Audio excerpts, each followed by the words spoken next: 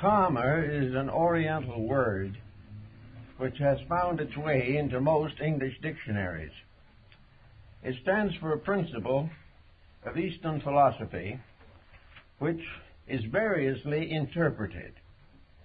To the average Western thinker, particularly the theologian, the term is objectionable, although the equivalent is found in the New Testament.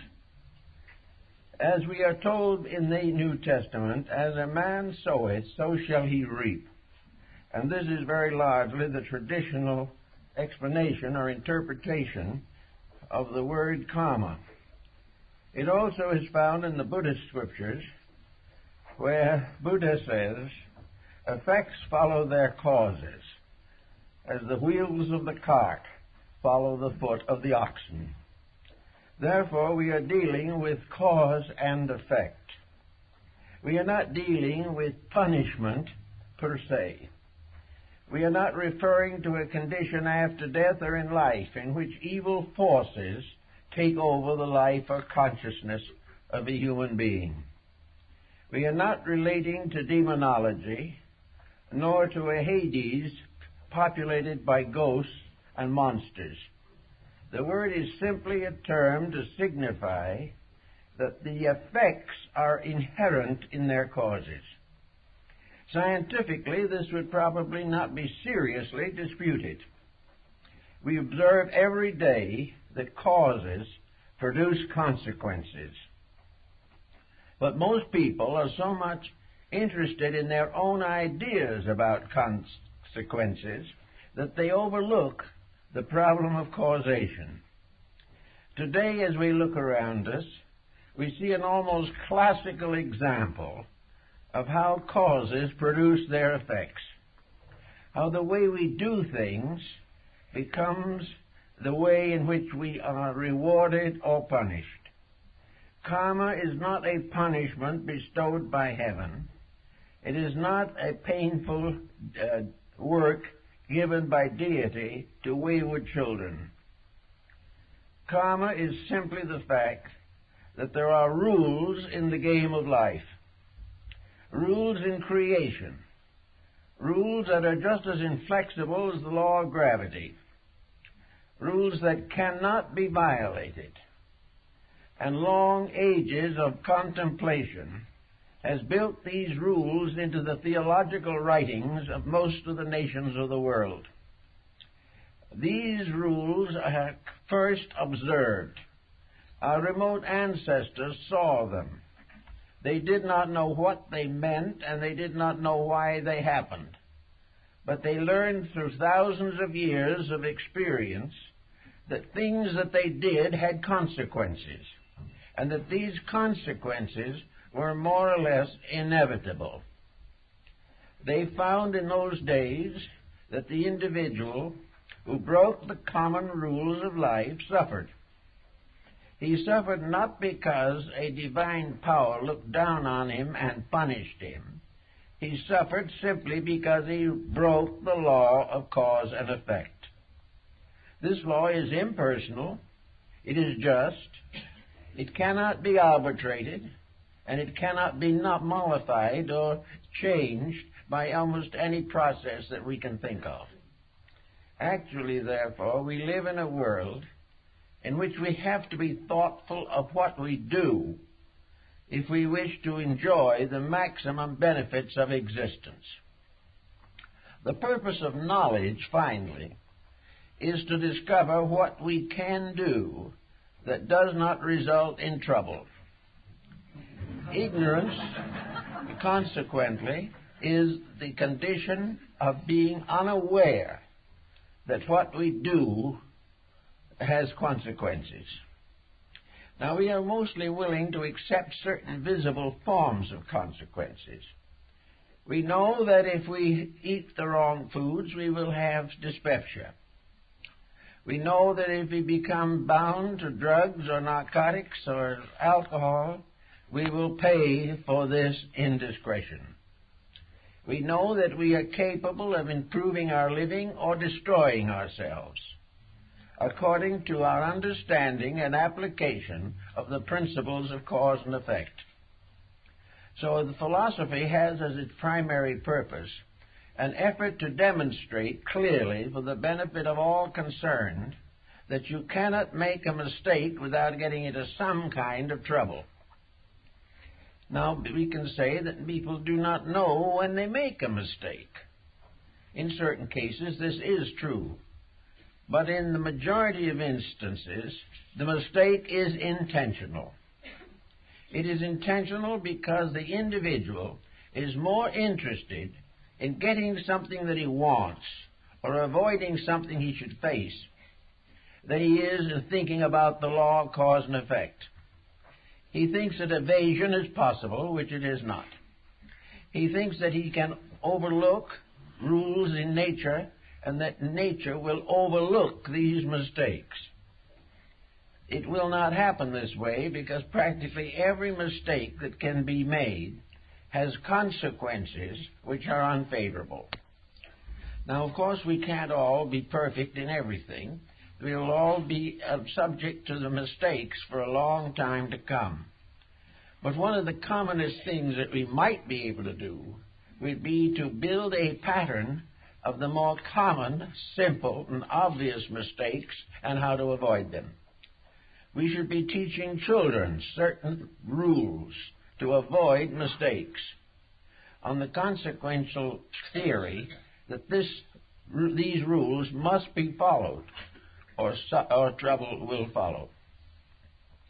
So karma becomes in our personal living as a force to take the place of the purgatories of ancient theologies.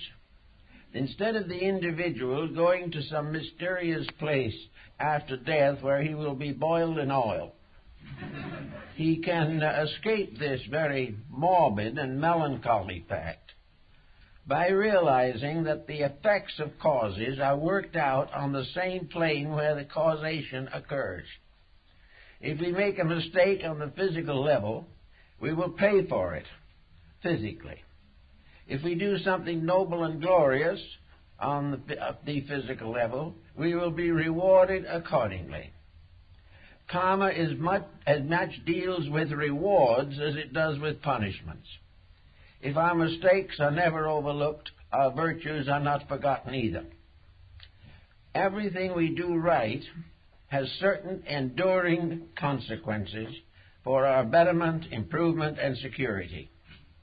Therefore, karma actually is impersonal. It has nothing really to do with what we want or what we do not want. Karma has to do with what we have done, why, and how. It has to do with the simple payment of debt. It is like the individual who borrows more money than he can pay and in the end lands in bankruptcy. This is not because God determined to break him. It is not because these laws are written in the Scriptures. It is really because the individual has done something he should not do. And he either did it from ignorance or from intent. Now, in the philosophies of life, ignorance is no excuse beyond a certain point. The individual who makes mistakes he doesn't know about and has no way of estimating can get into some trouble, but there are forms of forgiveness or Bard in Gilead which will help him. But the individual generally does not have unintentional mistakes, because the things he does while he gets mistakes are things he knows about, and therefore knows that he shouldn't have done them, and often regrets even before the results set in. Now, this leaves many people in the arms of a quandary. If everything we do has consequence, suppose we do nothing. Suppose we wrap up in isolation and sit like St. Simon Stylites on the top of a column in the Libyan desert. We don't speak to anyone. We don't do anything. We live as nearly helplessly as possible. Ask no one for anything and tell no one anything. Would this settle karma? Yes, it would. But what is the karma of taking that attitude? The individual who sits alone long enough is paying karma right at that moment. He has given up making one kind of a mistake, has made another, and is sitting alone in the desert trying to understand the new mistake that he has just made. To do nothing, therefore, is not a solution. The only proper solution is to try, through study, thought, and experience, to do those things which are useful. From the moment of birth on, the individual is subjected to factors and factions with which he must contend. He must adjust to a world which perhaps he does not fully appreciate or does not wish to tolerate. But actually, he is here for a purpose. We are all here for one purpose primarily, and that is to grow. No matter what we think of it, this world is a schoolhouse. And in this schoolhouse, we are here to learn lessons. And the two factors that are important in our education is the education itself correct, and have we the courage and to follow it if it is. Young people should understand that law of cause and effect, or karma, is not theological. It really has nothing to do with the religious beliefs of people. It has appeared in almost every religion because it is a dominant factor in ethics. But law of cause and effect is not part of theology. It is just as much part of science, or philosophy, or ethics, or art, or literature. It is part of a complete pattern of life. It rules the businessman and it rules the poet. It governs the doctor and the bishop. These rules are all applicable to every walk of life, but they are definitely based upon a simple concept. You cannot do anything without causing a consequence of some kind. Now, of course, the knack of it, we might say, is to keep on doing those things with the consequences of which are enjoyable. Karma, therefore, is not merely an instrument of punishment. Karma gives us just as many rewards as it seems to give us penalties. But both the rewards and penalties are due to ourselves. We are the maker of karma and destiny in our own personal lives. There is no way of blaming this upon some vast universal mystery. Actually, of course, cause and effect is recognized in most sciences. It is recognized in law and medicine. It is recognized in ethics and most of the philosophical systems of the world. But it is there because it is just as much a part of us as breathing or blood pressure or any of the anatomical, physiological, or biophysical functions of the human being. So having settled in our own minds one simple point, that what we do is the basis of what we are, and what we are doing now is the basis of what we will be in times to come, we then come upon another attitude that has arisen, which is more theologized, and that is what we are doing now may have a relationship to the past. Are we paying old debts now? This is a serious matter, because there has been some discontent and disparagement of this concept. Actually, however, the individual comes into this life with his past inside of him. It is part of his consciousness. It is part of his experience. Therefore, in most instances, the individual sets his past to work again in this life. When he grows up selfish, he might have brought the selfishness with him because it was part of the fact that he had not outgrown it. But that selfishness expressing in this life will cause the troubles which start the reactions of cause and effect. Therefore, it is the weakness in ourselves that perpetuates the unfinished business of human evolution. Until this is fully understood, we cannot control the situation. But if we do not wish to be burdened by past karma, we must make sure that we have paid the bill when the mistake was made. If we haven't, then we have unfinished business. And that unfinished business is to learn to understand why our own attitudes must inevitably react upon us somewhere, sometime. There's no way of escaping them, but there is a way in the sense of transmuting them. So there is an alchemy also in karma. There is something about it that is very much like a remedial course in healing. The physical person, through wrong diet, through wrong exercise, through dissipation, gets sick, and the body becomes the instrument of the karma. The body is suffering for the mistakes of that which lives in the body. Now, if this can go on indefinitely, the individual can say, this is fate, it is inevitable that I shall have heart attacks, or that the kidneys will give out. And the individual can just go along until he dies of his complaints.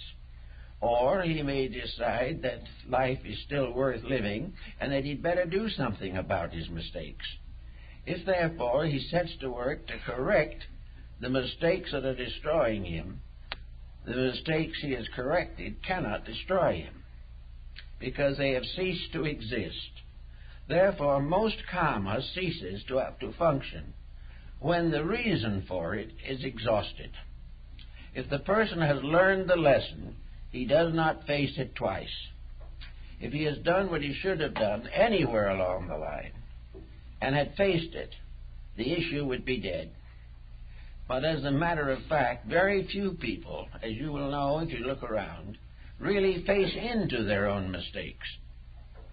The first thing they try to do is to blame the mistake on something else. At the moment, our greatest scapegoat for mistake is either politics or economics. We blame these for all of our troubles. Well, the only reason why we have these troubles is because they are part of our acceptances in life. The individual does not want to make bad karma, but he wants to make the last dime he can on any job that he has. He does not really prevent the ulterior motives which begin to produce karma. An ulterior motive is a magnificent cause for karma, and it will move in with all intensity, not because he doesn't like us, not because God is mad at us, not because the devil wants to claim us as his own, but simply because we have failed to correct a common mistake which our own conscience and character should have told us about. Therefore, conscience is something inside the individual that is forever warning against mistakes, warning against compromises of one kind or another.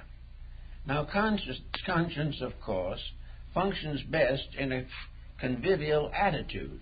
The individual's conscience works best in a society in which consciousness is strong. Whereas now, where consciousness is not very strong, conscience does not work very well. The individual has to stand against the mistakes by a personal action of his own will. Now, when we get all mixed up in this kind of an involved economic structure as we are today, it seems almost inevitable that individuals will develop wrong attitudes toward life. They will become desperate, they will become frightened, they will develop hates, there will be terrorism, massacre, civil war, mutiny, and everything you can think of. But these things are not due to the punishments of heaven. They are due to the unfinished business of our own. They are due to the fact that we have not set up in ourselves the cures for the ailments that are closing in on us. We are not making the basic changes that would result in a new level of effects. We are keeping on the old causes, hoping to force or bluff or fight our way through. We are here doing exactly what has made the mistakes of the past, and we are doing it with the desperate determination to get by in a happy way while doing the things that must make us unhappy. So this type of thing comes into karma.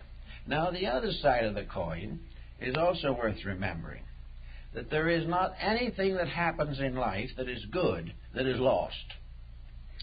The idea that the deity has a book and writes all these good deeds in the book and adds it up for our advantage is not quite correct, but it's a good symbolism, but that's all. The book is in ourselves. The things we have done right become the basis of the growth and development and liberation of the human soul. The individual who has done what is right may have limitations, may have some suffering, because it is not possible to do what is right in a society that does not recognize right. But the individual is a passing motion in this society. He is born, he suffers, and he dies. But his character is his own and goes with him to eternity. Therefore, he may have to sacrifice some advantages here in order to ensure that he will be in better condition in the course of the future. This is why we look forward to a new age. A new age is one in which the entities of a previous generation who are supposed to have learned something begin to come back into incarnation. And coming back, bring with them the new growth they have made, the new understanding they have achieved, and the new longings for a better way of life. And each individual returning with a little more integrity brings about a civilization with greater integrity. It all adds up to progress. Now, in daily contact, we have another peculiar habit, and I notice this a great deal from people who come to me for one reason or another. Mistakes which cause suffering. The suffering is keenly remembered, but things that go well are not noted. The individual seems to take it for granted that his rewards should always be good and therefore nothing unusual. But the rewards that are not good are painful, and these are very unusual.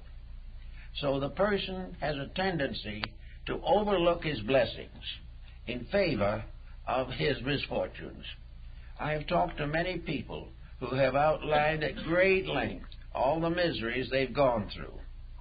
But after some conditioning, we discover they had some pretty good things happen to them, which they did not even remember. Once the mind settles on misery, it is hard to move it. It wants to continue negative thinking.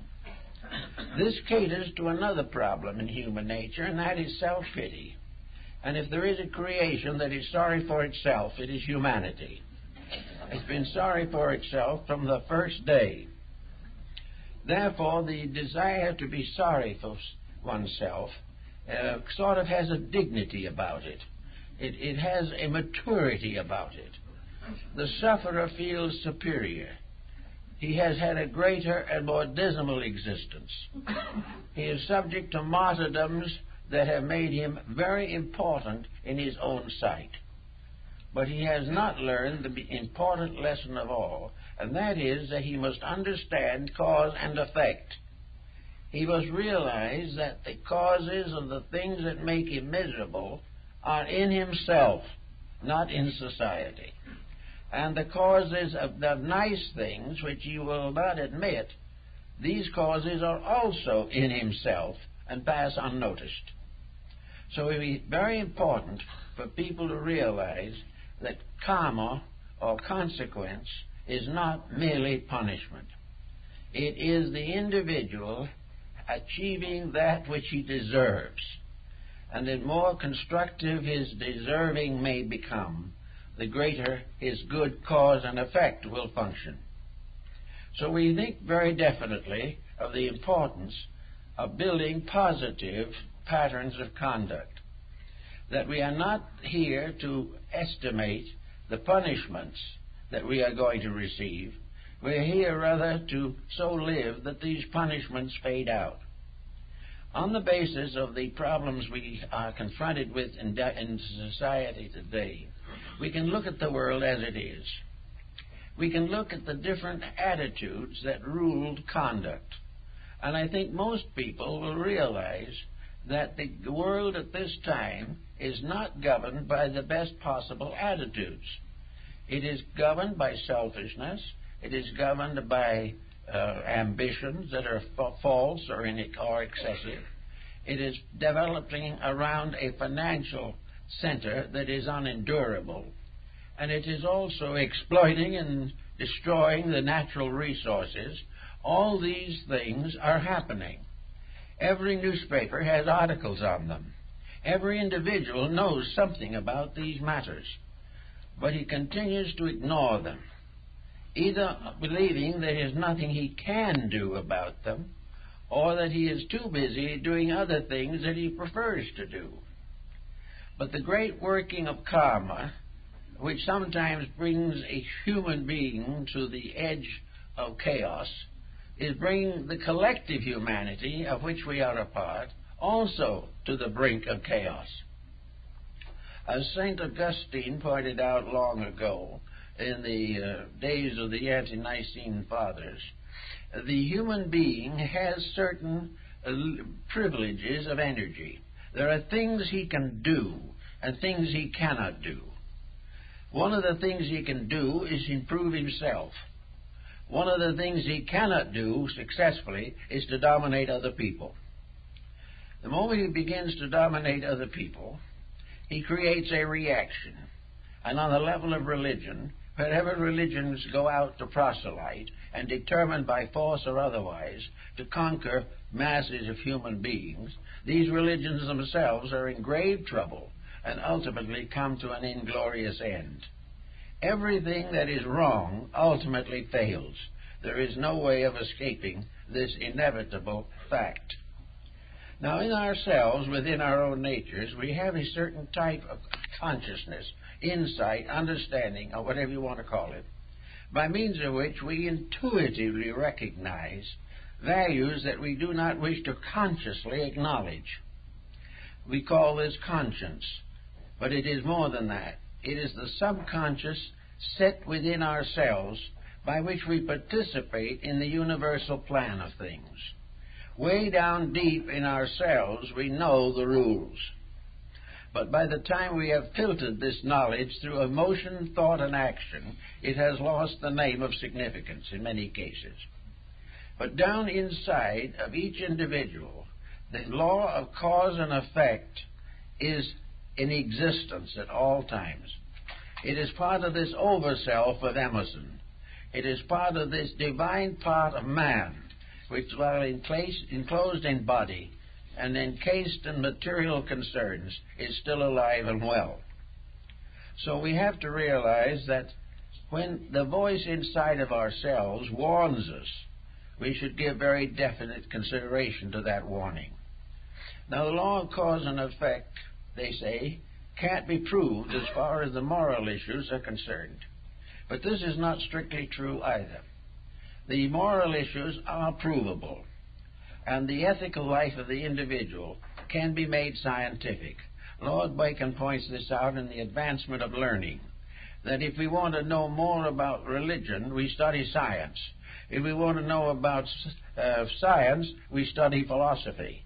And if we want to know about religion, philosophy, and science, we study art. These are all interrelated factors, all of them subject to the laws of cause and effect. And everywhere we turn, the rules are the things we have to search for. For if we do not have the rules and the courage to abide them, our lives will be a series of conflicts and contradictions, with karma manifesting principally as discomfort. There's no reason why this has to be true, however, if we are able to handle the situations that we create. Now, there's another point that the Oriental philosophers have made, a little more clearly perhaps than we have here, and that is the individual is not responsible, personally, for that which is beyond his comprehension. That which he does not know and cannot find out, he is not responsible for. He is only responsible for the gamut of his attained ethics. He has to live within the range of what he knows is right and what he knows is wrong. And the karma that we suffer from results from that which we know and do not assume and accept. We cannot be held responsible for conditions that are completely beyond our consciousness or beyond our control. But we are responsible for everything that is within the familiar pattern of the known. Now, what are the patterns of the known, for the most part? For the individuals themselves. It's his daily life, it's his conduct, it is his growing up. The rules also involve his education, his schooling, his trade, his art, his profession, or whatever he selects as a livelihood. Going a little further, it comes into his emotional life. He becomes a person with the responsibility for a family. Both men and women, therefore, share this responsibility equally. They know what it means, and if they do not know, it is because they have deliberately ignored it. Because anyone who wishes to know the facts about common occurrences can find them if he wants to. So he comes into a family life, and together, the husband and wife accept the responsibilities of cause and effect as these apply to the family. The neglect of these laws in family relationships can be very serious. For instance, in a family, if one of the parents at least becomes completely selfish, indifferent of the rest of the family, and goes out in search of fame or fortune, then that is creating bad karma for that person, a karma which they must ultimately face. The result of this karma is a detriment to the society, and under those conditions, karma appears as punishment. But it is also to be remembered that this detriment to the others may draw out of them a greater good than they would otherwise have ever known. They may rise above this loss, this failure of one member, and become very strong and brilliant and wonderful people. Therefore, that which is a punishment for one may be in turn an ultimate benefit for someone else. But the fact that the others benefit in no way reduces the karma of the person who neglects. These things fit together in very intricate patterns. Then they go out into life. There are all the things the person wants to be and to do and to have. He builds a career.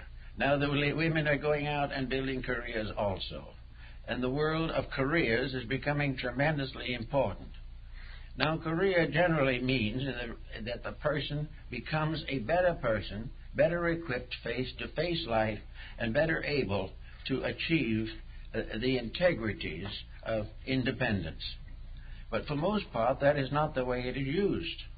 This advancement is not controlled by any ethical or moral motivation.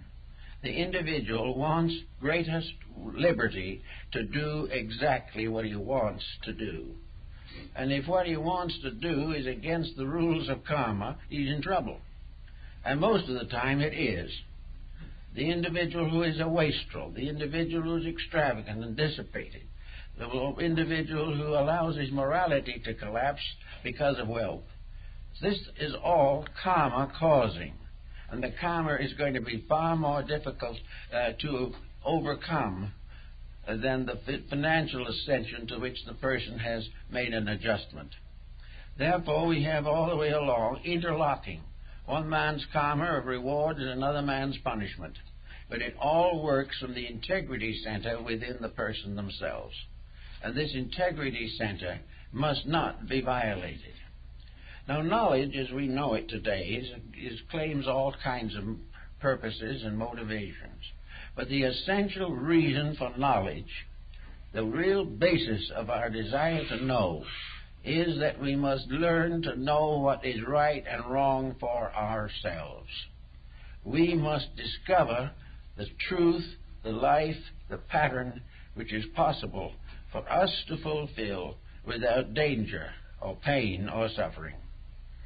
We may have certain limitations, but the limitations in turn may also be liberations, depending on how we look at them. Now, at the end of a certain length of time, the human being begins to drift into what we might term retirement.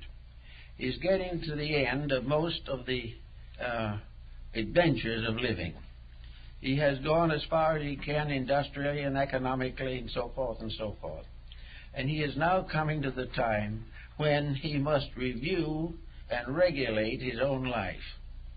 Now, one of the unfortunate aspects of karma, if we wish to call it such, is neurosis.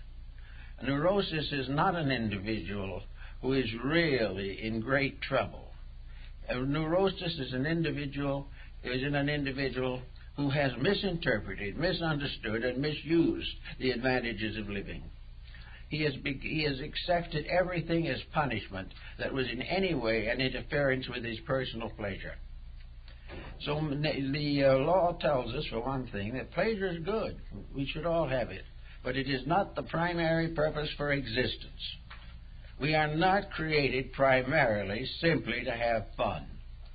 On the other hand, good karma coming can be very amusing, very entertaining, and very refreshing, but it has to be earned. The older person settling down begins to wonder what he was here for in the first place. He does not understand, he does not know, he does not realize. He lives in a world which to him is a mystery, and he has learned very little about life except that he is gradually departing from most of the attitudes that he held firmly in earlier years.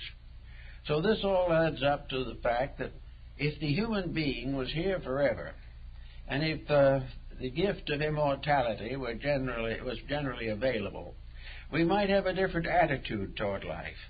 But life is really a day in school. It is part of a long program of education. And the most important thing for each individual in this school is to graduate with honors. Now, when you leave school, you can graduate with honors only if you're a good student. You can also graduate without honors if you're a good athlete and support the finances of the institution. Now, on this basis, we have quite a number of athletes, not necessarily who play games or sports, but who are graduating from school on the basis of something they've done for the school rather than something they've learned from it. So this problem is that when you graduate, you need to graduate with a passing mark or a high mark. But this does not mean that your education is complete. It is complete only when it advances you to the purpose for which you have devoted your educational career. Most of all, it is an education that enables you to estimate yourself, estimate what your abilities are, what your dynamic interests are, and not leave you in the general degree that you graduate without any purpose for education. Education can be a luxury, it can be a fad or a fancy, but it is only useful if the individual uses it to understand the operation of cause and effect in his own life. Therefore, he should have a course on karma in every grade, and he should learn how to graduate from that course cum laude instead of at the bottom of the class. The problem of karma, then, it means that we are here to find out more about what we can do and what we can't do. It is too late to find out what we can't do on our deathbeds. This is not what was intended. We should be learning something every single day. And we should poke into our own subconscious and find out what we can learn immediately that makes today better for us, or will affect us constructively in the comparatively near future. We must therefore begin to study on a life principle that we are expecting things to have a harvest like themselves, that whatever we do will be done to us. Whatever we learn we'll be able to use. What we do not learn or mislearn will be a detriment to us. Now, in the past, when life was largely suburban and persons came from small communities, the opportunities for grand knowledge were few. But today, in the various media available, we can see the whole pattern of world mistakes played out before our eyes. We can see different faults and failings all over the world and the consequences. We can understand terrorism. We can realize the narcotics addiction. We can recognize the causes of all these things because they're played out in front of us. We have never had so much available evidence in various ways. Now, it's possible, quite true, that some of this evidence is wrong. There are definite mistakes in the spreading of news or the estimation of events. But for the most part, the facts themselves stand. And these facts, while they may be misinterpreted, are enough in themselves to remind us of the facts about ourselves, and to remind us that in studying our own facts, we also misinterpret them as generously as possible. We are not willing to accept them any more than nations and civilizations are willing to accept their mistakes. In the last 2,000 or 3,000 years, we have fought more wars than we should ever fight. We have also fought many of these in search for truth, in search for religion, in effort to improve or reform mankind. But we have left the earth with the bodies of the dead scattered about promiscuously.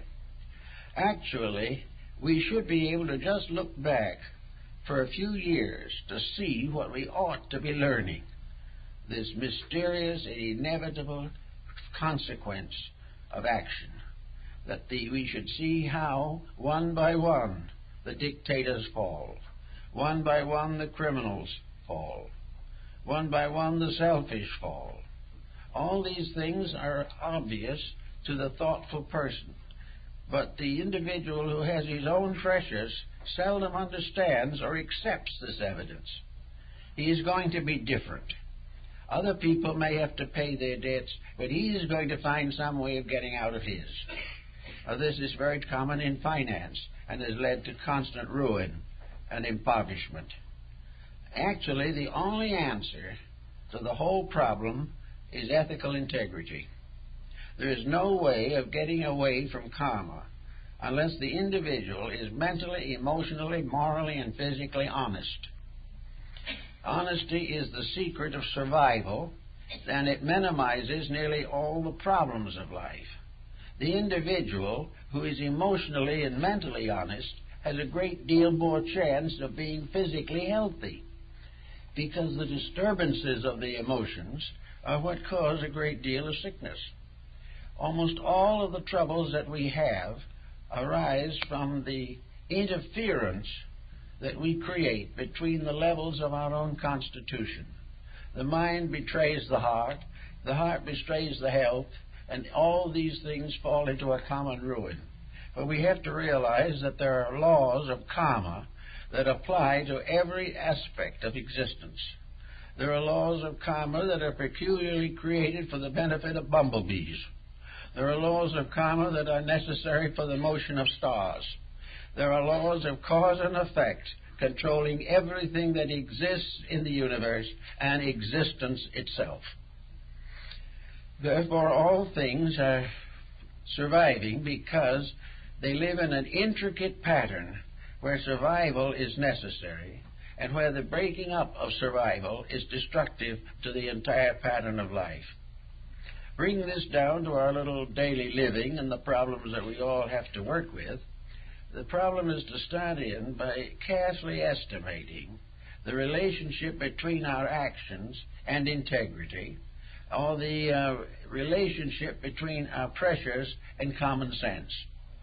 Is the individual, for example, who has found increased or improved financial condition making good use of this additional gain?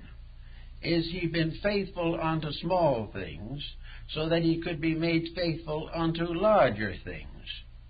Now, maybe he was grateful for the small things because he couldn't help himself. But when he got greater things, he began to be so happy about it all that he broke every rule in the book. This all becomes part of the problem. The more we have, the more responsible we become for what we do with it.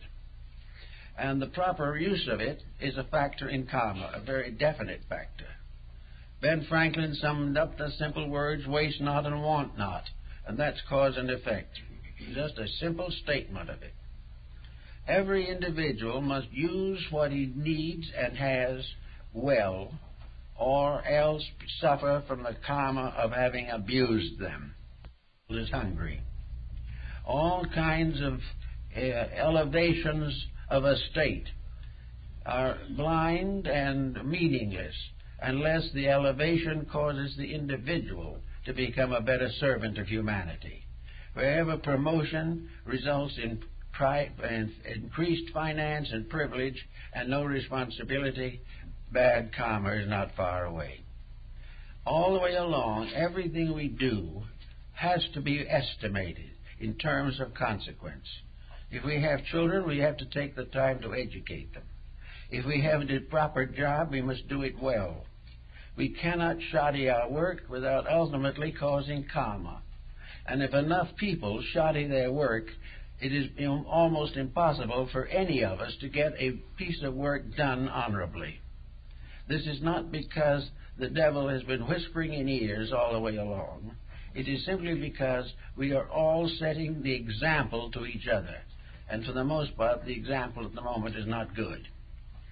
So we have to begin this way, to really try to find out what is possible to us, so that we will not make these karmic decisions that hurt us. We should so live that as we drift through the years of life, that we have as much peace and harmony as possible, and continue to be as useful as possible. The perfect life is the useful life. The idea that success is to avoid or evade responsibility and labor. These are fictitious ideas. Karma will punish the individual who believes that what he has should be kept in his own pocket as long as he lives. All these things represent misuses of things. And karma is the great pageantry of use and misuse. Now we look around a little bit and we find people who are doing very lovely things, very beautiful things, very wise things. Now this does not mean that these wiser people don't suffer a little. Everyone suffers in an unfinished universe. But it means that in compensation for a misfortune, there is such an internal enlightenment that the misfortune loses nearly all of its tragedy. The individual who does the best he can, really and honestly, when faced with a responsibility, is given unusual resources. Sometimes he prays for divine help, but the prayer is backed by his own integrity. And if those work together, the job is liable to become solved or the problem be met. So all these things relate so definitely to human conduct and personal integration that it seems that we should give this matter a great deal of careful thought and try to find ways in which we can cure this mysterious disease of indifference and lassitude with which most people seem to be suffering. We talk to folks every day, and we find more and more people are dissatisfied with the actions of their associates. The individual, even though he is not honest himself, objects to the dishonesty of others. He is looking for a better world, even though he is contributing nothing to produce it. So here we have about 5 billion, somewhere near 5 billion human beings living on a small ball in space. Now, this little assemblage, which looks very big to us, does not look very big from a constellation far off. It is because it's a little molehill on which we live. But here we are with lessons to learn. And these lessons are first-grade instruction in the ruling of the cosmos.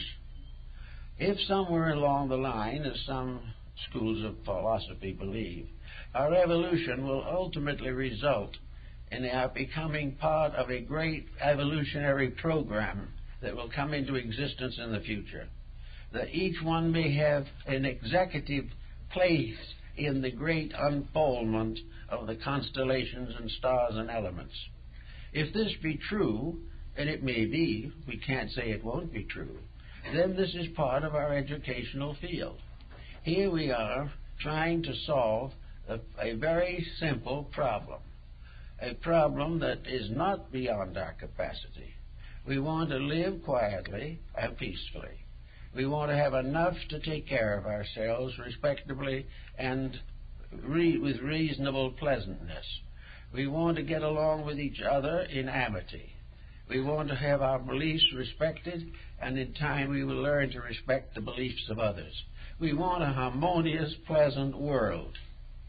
And when two people out of this hope both marry, they expect to live or hope to live in a happy and harmonious family. They want the things to happen immediately which are the greater good for all concerned. They are perfectly willing, if they care, to do something to motivate the good and well-being of others. Now, reforms nearly always start not with pure intellection, but very largely with emotion. Actually, we get further by the love of truth than we trying to understand it. The moment our affections are warm, kindly, and friendly, and we recognize the natural and inevitable tie between all living things, when this begins to sink into our consciousness, we find that love takes the place of law in many things. But love is a fulfillment of law and not an escape from it. If love is real, the law will not be broken. If love is unreal, the law will be broken. And if the law is broken, the love will fail. This is all part of a very big pattern. But the kindness of heart, unselfishness, integrity, values, peace, and affection, responsibility, recognition, and admiration for achievement. All these things are part of building a world in which the law of cause and effect is going to produce the results we most want. We want to live in a world which is right, but we have to cause right, or it will not happen. We pray to heaven to solve our problems, but heaven does not solve things that way. Heaven determines that each individual must have the vital experience of solving his own problems. Now, we all feel, that there's something that can get us out of our difficulties. And we like to think that perhaps religion will do it. Well, religion will do it if that religion inspires us to do it for ourselves. If, on the other hand, this religion promises us freedom from the responsibilities we deserve, or will not acknowledge the correction of the proper mistakes, if the religion throws all burdens on the Lord and lets the individual do as he please, then we will continue into the future with exactly the problems we have today. To solve problems is a job. It is a profession. It is a dedication. It is an inevitable duty. Now, working with people a great deal, as we have, we find out some problems that are comparatively frequent. One of the most common problems, I guess, today is this problem of dissatisfaction with world conditions. We don't like things the way they are. We don't like bombings. We do not like to have terrorist groups wandering about the earth. We hope and desire to have a normal and reasonable kind of existence. Now, why don't we have this? It's because we have not built it into the contracts between nations. We have not said that a treaty is finally a bondage of integrities. When the United Nations meets, it should meet with each candidate, each member, dedicated to truth, and not coming down with the information given him by some military dictator in the background. We cannot have any of the things we want without integrities, and chaos is the karma of lack of integrity. It is what happens when nobody does it right. Now, a lot of people want to do it right, but the interferences are hard to face, are hard to cope with. So we can say that the best chances for doing it right are among people who have dedicated themselves to a self-improvement, who are seeking in one way or another to grow, to be better, not in order that they may dominate others, but in order that they may enlighten themselves. If we recognize a divine principle at the core of our own existence, if we know that there is a God in us, and that this God within us is part of the inheritance that we have from space, we have within ourselves an inevitable power for right. We have within ourselves the capacity to grow, to enlighten ourselves, to perfect our own temperaments and dispositions, and to do those things which are most useful to our world. This is in us. It is the seed of the everlasting, sowed in the earth of the transitory. It is that which is our proper and inevitable mystery of the seed, the mustard seed, which, though the smallest of all seeds, grows into a great tree for the shelter of the birds and for shadow and shade for human beings. So our enlightenment, coming from the divine seed within ourselves, has to be one way or another developed. It has to be developed sometimes against a lot of adversities. And we may assume at the present moment that most people reaching maturity have not had necessary instruction in this particular area. They have grown up under a system which is largely materialistic, and therefore is continuing with all the old problems. It has grown up in a narrow atmosphere, and an atmosphere of self-centeredness, even though it has been comparatively moderate in its ambitions. But it has not been a dedication to purpose. I think that we should recognize the importance that every young person growing up should, in some way or another, be aware of a sacrament, and not one of the sacraments that we generally acknowledge in the church, but the sacrament of dedication. That just as surely as we have baptism and we have the sacrament of marriage, confession, absolution, Eucharist, all these things, that we also have the sacrament of dedication. Not a sacrament to become a clergyman, but a sacrament to dedicate life to its essential purpose. That somewhere along the line, each individual should come face to face with the realization of the natural responsibilities that are his in life. And actually, ancient people had this. It's strange that it was one of the things that dropped out. But back in the very early days of civilization and into some of the more recent Oriental systems, a child was not born a citizen. This is very important thinking. A child was not born as a citizen, and it had only a milk name. In other words, it had a child name. It grew up in the family with this child name, and in Egypt, the child wore a lock of hair, sort of twisted down over the eye, and the rest of the head was bald, shaven clean. But this lock was the child lock, and at a certain period, a certain time in its life, the child was taken to the temple with all the ceremony necessary, with all the relatives and friends, the whole community in the cheering area, taking care of making this a festive occasion. And at this moment, the child, now old enough to make a personal decision, usually in the middle or later teens, took the oath of obligation to his world. He was transformed from a child to a person. This was true also of women. It was not limited to men. This was a right of citizenship. The person who dedicated himself to the service of good, who offered his life for the protection of his family, his community, and his world, became a citizen. He became a citizen by accepting the responsibilities of adulthood. He became a citizen by becoming an example of right in his community.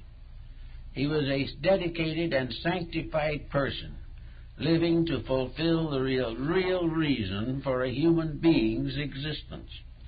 Then his child lot was cut off, and his name was given to him, his grown-up name, a name that indicated his place in the tribe. And when this was given to him, he took his oath of obligation to the tribe, and when the tribal members met, he sat with them. He was part, then, of the family to which he belonged. Not the just family of his own house, but the family of the clan, the tribe, the group of which he was a member. And for that group, he was dedicated to live to serve it and to die to save it if necessary. There was no longer any of this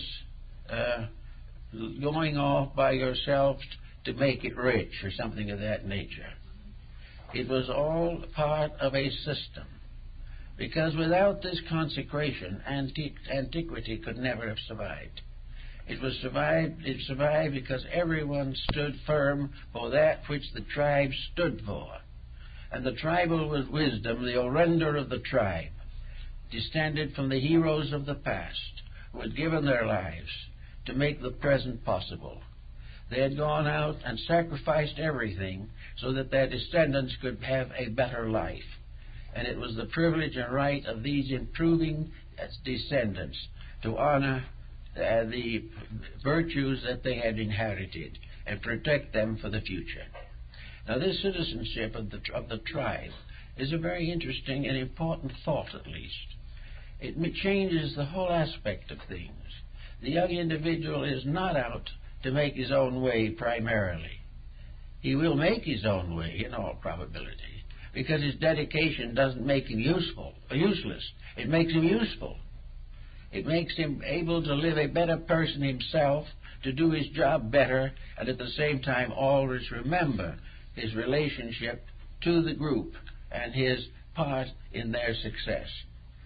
So this type of thinking was part of a cure for what we might term cause and effect as we know it today.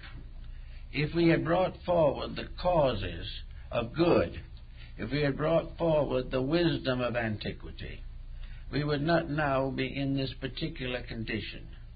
The attitude or belief that we should forget the past and live in the glorious present and make it worse in the future is not very successful. It's not going to do much for us, but it's going to do a lot to us if we do not gradually recover from the present attitudes. So then comes the idea of what happens when you do it right. Well, when you do it right, you see gradually the good of the human being, the good of the neighbor, and the achievement of the human brotherhood, which has been the great teaching of religion since the dawn of time, becomes possible.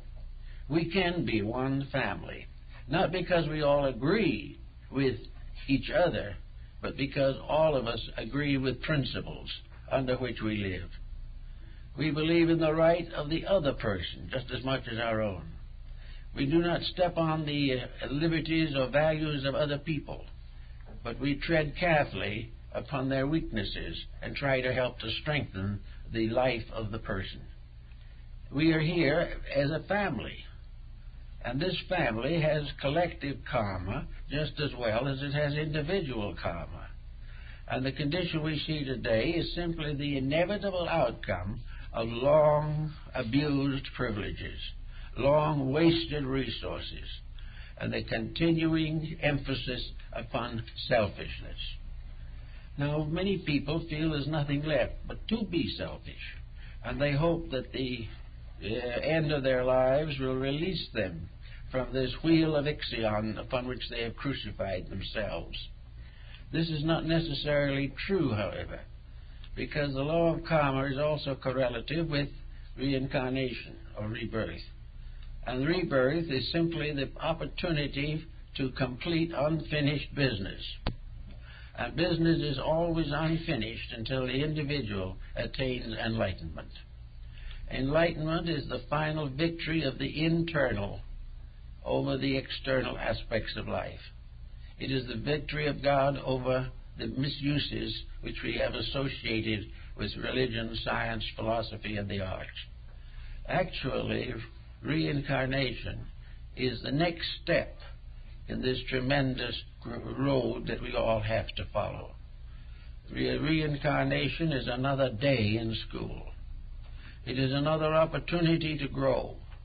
And all we have accomplished today in this life are brought forward from previous existences.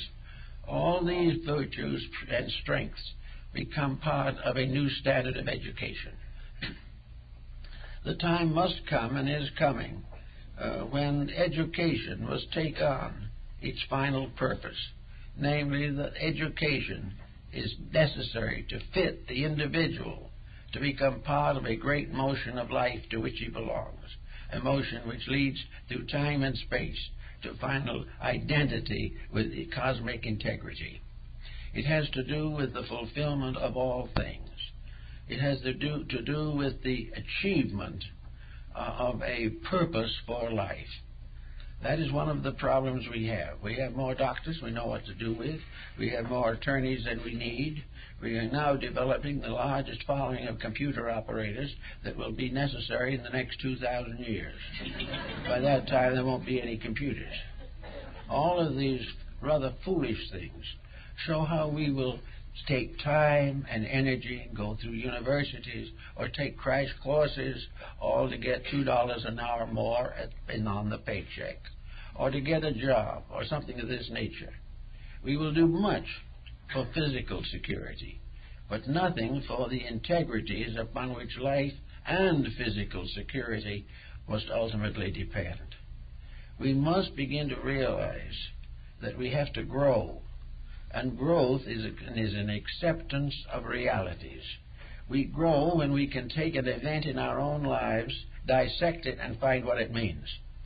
We can do a certain amount of growing if we take a mistake, which we have nursed for a long time, gradually learn to know why it is a mistake, and decide not to repeat it. We can use our own lives as handy textbooks and reference works about things we need to know. We have to do this type of thing, or else continue to drift along in the uncertainties which most people suffer from, and at some time these uncertainties catch up to them and make them pretty miserable. So the rich man who died takes nothing with him but what he has learned. And if he has devoted enough time to material investments and banking, he's not going to be much good in a different world where these do not exist, or even this world if he comes back when they are no longer practiced. We have to build enough of the now to protect ourselves in daily living, but we must also build in enough of tomorrow to serve us when tomorrow comes. We must do what is necessary to make this life useful, necessary, and helpful. But we must also be laying the foundations for future lives in which better values will become the basis of better living. In India and other parts of the Orient, the law of karma is just simply accepted so completely that no one really doubts it. It's not something you have to argue about or convert someone to. To the Oriental mind, it is the only reasonable answer. What else is there reasonable for the individual to work with? There is a possibility that he doesn't survive, and that there is nothing, that when he passes on, good and bad cease together, because he has ceased. Now, in a universe which gone through as much as this one has in the last 1,000,000 or 2 years, it seems rather foolish to announce that everything is ending in nothing. That all this great struggle should mean that each individual shall pass on, never know again what happened, and never have it again in himself. He simply ceases to exist. The materialists have tried to make this look attractive by suggesting that we leave behind us our memories, our achievements, and some kind of a memorial to our accomplishments. But if we do not even live to know that this has happened, there's very little real satisfaction in ceasing to exist, even if we are represented by a stone here on this planet. The next thing is, what about the future? Do we go to some abstract place, better or worse, where we must face the consequences of our actions? Where if we are wrong, we are punished. If we are virtuous, we are punished also, unless we belong to the right group. That gives us a certain survival. But we get there, and what is there? There is nothing but a vast ghostland of suffering and misery. Individuals punished for things they did not know enough to avoid. Millions who had not been very bad or very good, suffering together in some cruel limbo under the domination of an infernal power which should have never had a place in a God-given universe. If this is forever and ever, and that the individual is going to suffer in this respect, I think it's high time for most people to come to a rather simple solution. If this is true, we're not going to believe it anyway. We're going to refuse to accept eternal damnation for the transitory mistakes of modern human ignorance. We might need it chastising, someone just slap us on the wrist or something, but this idea of eternal damnation is certainly no longer acceptable to a conscious or intelligent human mind. We also have other possibilities as to the joining with the right church or something, that we have a better opportunity over there, a better consideration. But the fact remains, the whole thing is frustration. The whole thing ends with the simple fact that the average individual leaves this world not bad enough to go to hell and not good enough to go to heaven. Under such circumstances, the answer is inevitable. The only thing to do is come back here and finish it. Nowhere out in space is there anyone that wants us. And it's now getting to the point where we don't want each other here. But the only answer is the idea that reincarnation is an opportunity for the individual to overcome his weaknesses, develop more strength of character, become a more positive and constructive factor in the plan of things, and go on until his enlightenment carries him beyond the phases of pain and sorrow which we know on this planet. We need to have this encouragement. We need to have the idea of what is going to happen. And in order to know what is going to happen, the law of karma and law and reincarnation have been linked together, because the reincarnation is the solution to the imperfection of human life. And karma is the pressure behind the individual to help him to outgrow his mistakes. The pressure of the discomforts of wrongdoing. These are the pressures that karma works with. There is nothing ugly, unpleasant, terrible, or tragic about the operations of karma. Karma is by nature kindness, because it is forever providing new opportunities for the completion of unfinished business. It helps us to be sure that in the due course of things we shall also develop the consciousness that is necessary to us.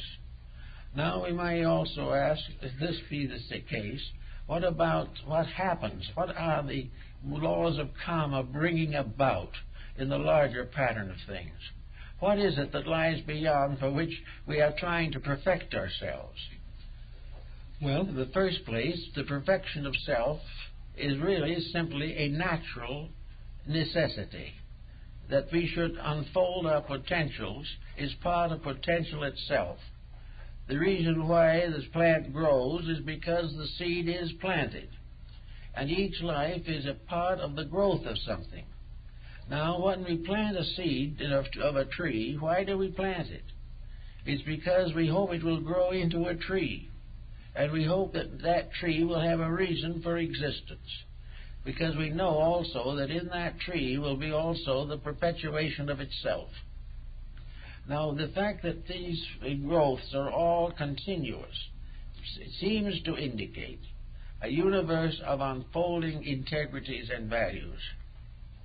That somewhere in the large vista of things, the separated being, that part of the divine nature which was isolated in creation, and is scattered now through every form of living thing, from man to the smallest cell or atom, that all this, as Pythagoras points out, will be gathered up, and that in this great moment, when all these sparks become one again, on that occasion, the divine being, who is made up of these sparks, will become alive again.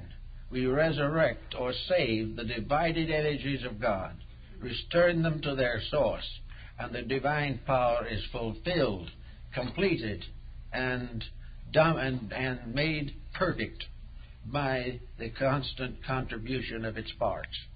When all things gather together, God blazes forth in the certainty of itself.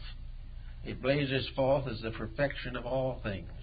The sparks return to the flame, and all that is not part of the sparks and not part of the worldliness is absorbed again into the essences from which these things came. So that in the end, we are really all a great, eternal, divine power growing up in the multitude of imperfect sparks, gradually becoming liberated from the limitations of matter, and finally returning again to the infinite splendor which is our true nature and substance. What we are going to feel, how we're going to think, or what we're going to do when we are again part of the infinite is rather beyond us at the present time. But we know that it is in the keeping of an eternal power, and that the end of all things is perfection. Nothing is lost. There is nothing that can exist that isn't part of this growing thing that must ultimately become perfect in its own right. Consequently, we are all working, in a sense, maybe, to rescue the separated parts of the eternal and bringing them together, returning the infinite diversity once more to complete an eternal unity. That we are working all the time for the salvation of the one life that exists in this world. For the universe itself is suspended from one life, and this one life is clothed in the universe. And the perfection of this one life, through the perfection of its parts, is the absolute and abstract resurrection. It is the final release of eternal life from the limitations of form. But this life, being thus released, brings with it something that it could never have had it not divided into its parts, had these parts gradually grow up and become part of itself. But when they become part of itself, then these parts in their own right will know what makes eternity itself, what creates the final and ultimate. And when it's returned to the infinite, it shares the wisdom, the love, the hope, and the eternity of the great power from which it came. In other words, the return to God is a perfection through effort, a return of the part of the spark to the flame, and that is not a dead loss, a dead silence, a dead deepness somewhere, but that in some mysterious way, when we reach that ultimate union, we will discover that we are in the presence of a created divine power which functions on one principle alone, and that is love. All hates, fears, doubts, beliefs must finally be absorbed in love. For love is that which fashions all things. The lack of that love has given us our present disasters, and we must finally find our way back again to union with that power which is infinite love, and in so doing share in that love, and war and sorrow and strife will be no longer in us, and we will be part of that eternity for which we were created and to which we must continually aspire. Thank you very much.